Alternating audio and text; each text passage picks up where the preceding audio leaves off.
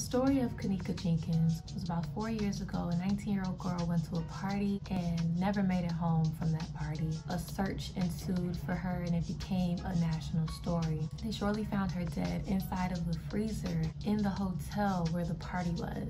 This story was crazy because it was such a mystery. Her friends went live that night and there was some sketchy things going on. There was some shady things that came out about the girls that she went to the party with and what type of things they were into. And there was video surveillance of her stumbling around the hotel for over an hour. And then somehow she just ended up in this freezer. And they tried to say that it was an accident. She was drunk and she just walked into the freezer and locked herself in on accident. There is now a witness statement that has popped up on social media from one of the men who has alleged to be on the scene of her murder. He says that she walked into the kitchen as he and two other hotel employees were smoking and chilling. She walks in and the other guy knows her. So they begin to talk, but they all notice that she's very drunk.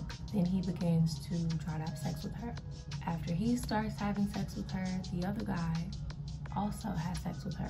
Things get too rough and the other guy ends up slamming her on her face where she begins to bleed and things continue to get rough and she tries to fight back, and that's where it's a lot of gruesome details, but basically he says that this guy is the reason why she passed away because he put her in that freezer and they left.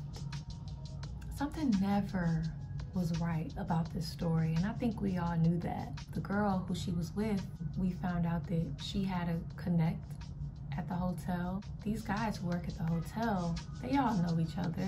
They knew the friend and they knew what types of things go on at these parties and stuff like that, and that's probably why he felt so comfortable trying to get her to have sex with him in that moment. This story sounds plausible. It makes sense with the pictures that came out after her death and how she was found. It's so unfortunate though, you know, it sucks for the family. These wounds have to be reopened, still with no clear answers though. The case was closed a few days before this statement came out. So why did that statement not reopen the case? Is this witness statement even real? Why is it just now popping up on the internet? So many questions, still a mystery. Rest in peace, Kenneka Jenkins.